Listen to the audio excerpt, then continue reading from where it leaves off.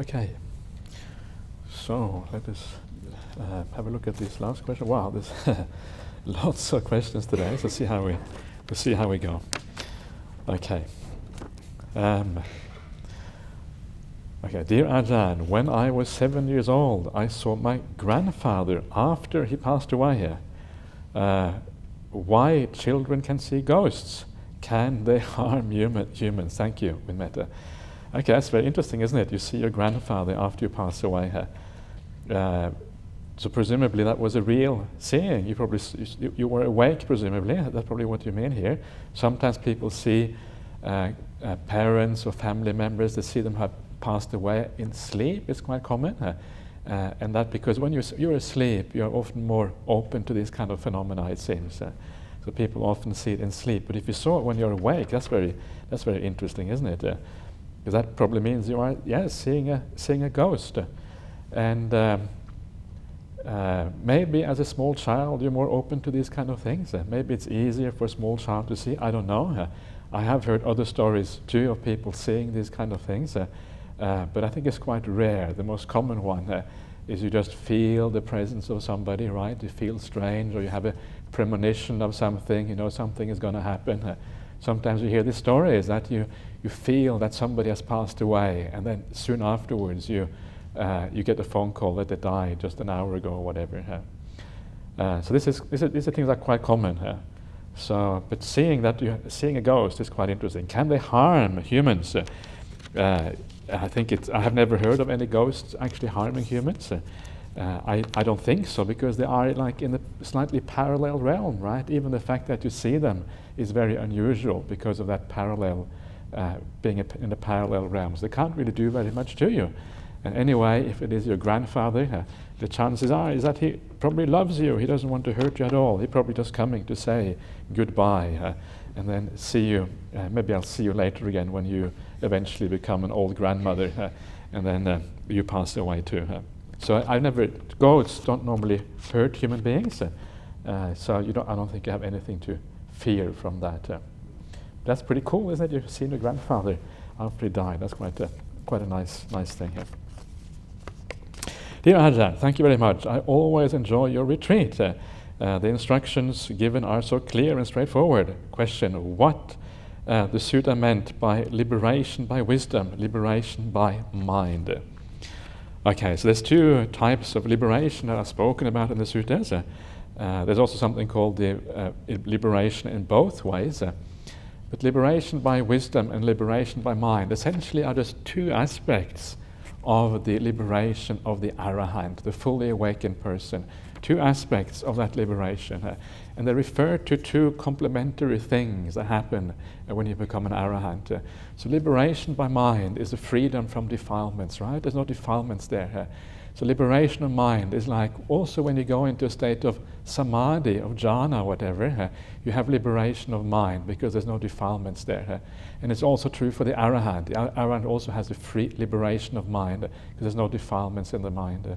Liberation by wisdom is the liberation which is more than just the elimination of defilements, but also the wisdom aspect. So you're liberated by understanding the nature of the five khandhas, by having seen reality as it actually is, right? And so you are free from delusion, basically. That means free from the kind of profound delusion that underlies the whole process of samsara. So these are two slightly different ways. One is the kind of the clear seeing of something, and one is the elimination of the defilements. So slightly different ways of types of liberation. Okay. Okay. Next one. 3 sadhus to those generous people who provided dana all the way through retreat. Sadhu, sadhu, sadhu. And what a wonderful thing that is when people come every day to bring dana, and they come in and offer the food, and then they depart again. Isn't that a wonderful thing that happens? And it shows you how much good support there is for these kind of things. People understand the value of these retreats, and there is a lot of support in this Buddhist society here to support us all. Wonderful thing. Okay. Dear Ajahn, we have heard that the Arahant Moggallana was a Mara in one life. So in that case, Mara is a physical form. Please explain. Hope to listen to your teaching sometime in Jhana Grove again. Okay, so Mara, the idea of a Mara in the suttas is mostly Mara is like a psychological thing. It's, you have the Mara of the tempter inside of you, the thing who wants to kind of take you away, all the defilements that want to take you away from the spiritual life, whatever it is. That is the usual meaning of Mara in the suttas. And sometimes Mara is also perhaps the kind of like the social conditions at the time, right? You hear like the bhikkhunis, the nuns at the time, and the Mara comes and say, oh, you can't do this. This is not for you. Because it was in those days, it was presumed that women shouldn't be doing these kind of things. So that was more like perhaps the Mara of the social conditions, the kind of bit similar to the defilements. But occasionally, you're right. Occasionally, the Mara seems to refer to a past to actually a being. But most of the cases when Mara is talked about in this way, it is kind of almost like stories. There are stories in the suttas. And stories tend often to be a bit legendary and mythological, and it's very hard sometimes with these kind of stories to actually know whether it's literally meant to be an actual being, or whether it is just meant as a symbolically, or it's just a story, or what it is. It's sometimes very hard to know. So I'm not sure what the answer to that question is, whether Mara is to be regarded as a real being in those cases, or whether it is more psychological. But I think in practice what matters is the psychological Mara, right? The one that comes into our head and says, nah, don't worry, don't do that. There's more fun to hang out in the world and to do this kind of thing. That is the real problematic one. That is the kind of the Mara I think we need to focus on. The other ones is more speculative. Okay. Okay, dear Bhante, my father who passed away recently looked after us well. However, he made a lot of conflicts among the children. He wanted to get children's attention all the time. He didn't practice spiritual path, but went for a few retreats. I am scared of his rebirth. Is there anything I can do to help him to be born in a good realm with metta? The best thing to do for somebody to get reborn in a good realm is what is sometimes in Buddhism called the transfer of merit. It's not a very good word because it's not actually, you can't really transfer merit because we all have our own good karma, we all have our own karma that we have to reap the results from. But it's more like giving people the opportunity for their own karma to ripen, right? So you do something good for somebody else so they can feel happy because of that. And this is what we often do in the Buddha's teachings. You go to the temple or you do some charity work somewhere and you do that and then you let them know in your mind, I do this for you, right? And then people say, wow, that's very kind.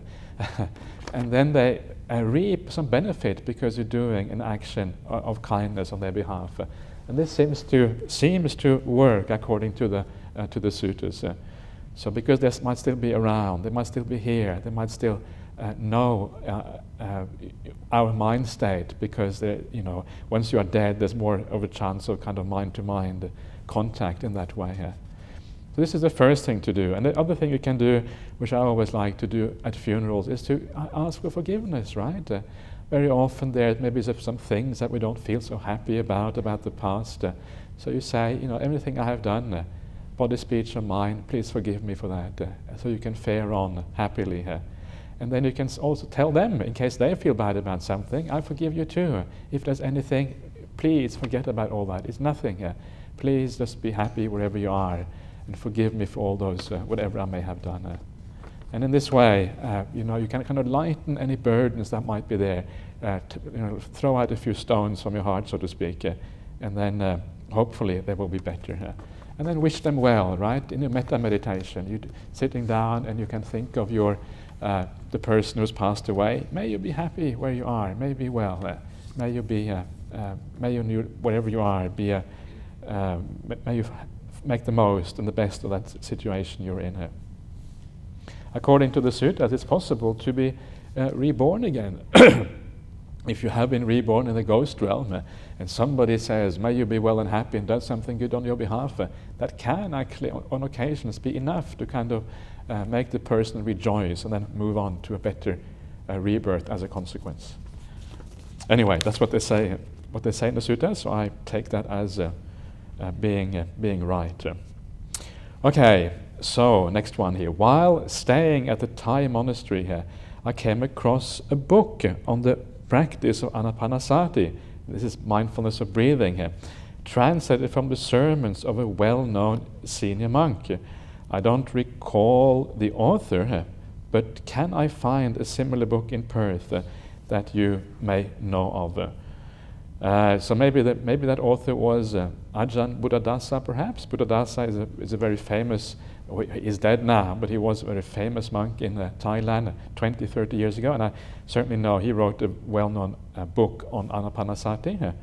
But there should be no problem. If you go on the internet, the Buddha Society, there should be lots of talks there, a few talks there on anapanasati.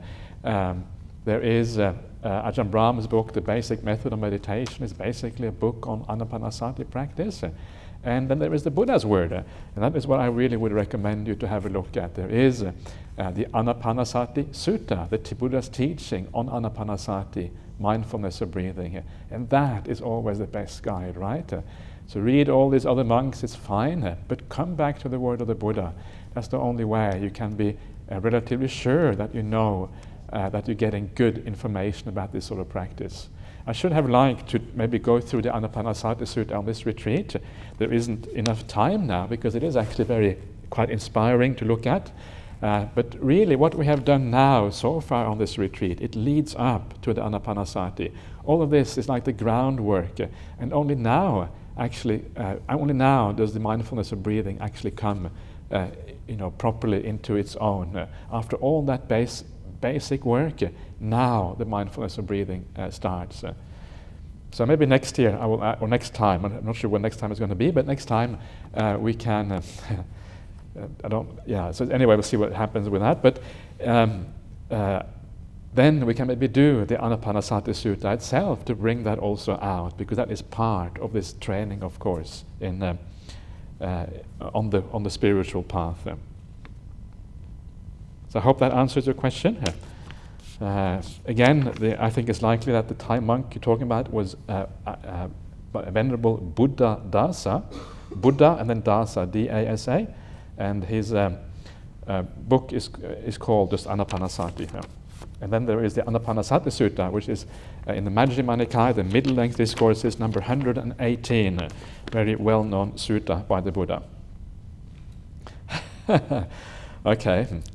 Next question here. Dear Ajahn, can you read minds? They say that when you get enlightened and become an arahat, you can read minds. I am scared to look at you. Okay.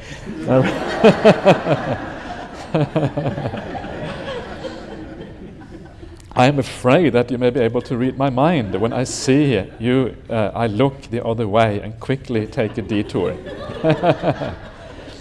Okay. Okay, so I'm afraid you might read my unwholesome thoughts, but I ate all the eggs at breakfast. How I ate all the eggs at breakfast. How I took all the spring rolls at lunchtime, and the amount of cheese and chocolate at dinner time. I can start a shop. Can you read minds? When can I learn? When can I learn to read minds? Okay. So you're. Is it when I get into the first, second, third, or fourth jhana? And can you change minds or stop things happening if you know it's going to happen? Okay.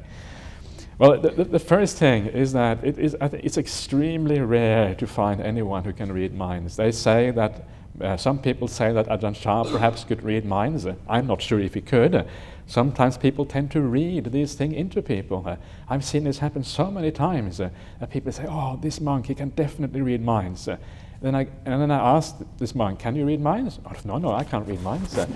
And this happens again and again and again. People read because sometimes it feels like somebody's reading your mind because they say something. Wow, that was exactly what I was thinking. It's just can't be a coincidence. But reality is that we're all the same, right? We all have the same problems, we all have the same defilements. So if you say a lot of general things about meditation and about the mind, it's bound, some of that stuff is bound to be directly to you. And it's got nothing to do with mind reading whatsoever. It just has to do with the Buddha's teaching, being about the mind, right? Being about what we are like as human beings. And we are basically all the same. It's a terrible thing to say that, because people feel, no, I want to be special, I don't want to be the same as everybody else. But that is usually, unfortunately, the case. Which is perfectly okay, by the way. It's not. So they say that enlightened beings become an arahant, you can read minds. Sometimes the arahant can read minds, sometimes they can't, right? There is no absolute correlation between becoming enlightened and having all these psychic powers. It is possible to be fully enlightened, to understand the world exactly as it is, but not have any idea what other people are thinking whatsoever. So that is the first thing. It's possible to be enlightened without having, but that doesn't mean you have to be afraid of arahants. Arahants know that your mind isn't the best, right? They are aware of that. They have seen minds before. They know that this is what minds are like. And you are just, your mind is probably just exactly the same as the mind of everybody else. There's no distinction there. So you never had to be afraid of an arahant. An arahant is somebody who has endless compassion, endless understanding, who understands the minds of ordinary human beings. So you can feel completely safe, even if you have the kind of the most dodgy mind around, even the most unwholesome thoughts imaginable, still the arahant will have compassion for you, right? They have compassion for Angulimala, the murderer who killed 100 people or whatever, or 1,000 people. Have you killed 1,000 people yet? Probably not. I assume that you haven't killed 1,000 people, so you're probably okay. When can I learn to read minds? Okay, are you sure that you really want to read minds? Are you sure that's a good idea? Why exactly would you like to learn to read minds? And you have to ask yourself that question first of all, because reading other people's minds is considered not